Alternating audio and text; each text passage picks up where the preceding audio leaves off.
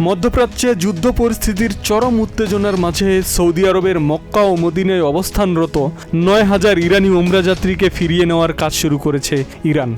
সোমবার থেকে Saudi Iraq সীমান্ত দিয়ে এই নাগরিকদের সরিয়ে নেওয়ার প্রক্রিয়াটি শুরু হয় বলে জানিয়েছে ইরানি স্টুডেন্টস নিউজ এজেন্সি। রিয়াদে নিযুক্ত ইরানের রাষ্ট্রদূতের বরাত দিয়ে বিবিসি আরাবিক এই খবরের সত্যতা নিশ্চিত করেছে।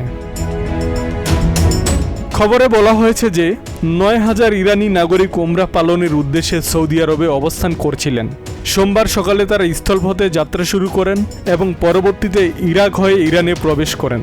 বিমান চলাচল বিঘ্নিত হওয়ায় এবং আঞ্চলিক নিরাপত্তার কথা বিবেচনা করে বিকল্প পথ হিসেবে সৌদি ইরাক সীমান্তকে বেছে নেওয়া হয়েছে। ইরানের সংবাদ সংস্থাগুলো জানিয়েছে যে সকল নাগরিককে নিরাপদে ফিরিয়ে আনতে দূতাবাস ও সংশ্লিষ্ট দপ্তরগুলো সার্বক্ষণিক কাজ করছে।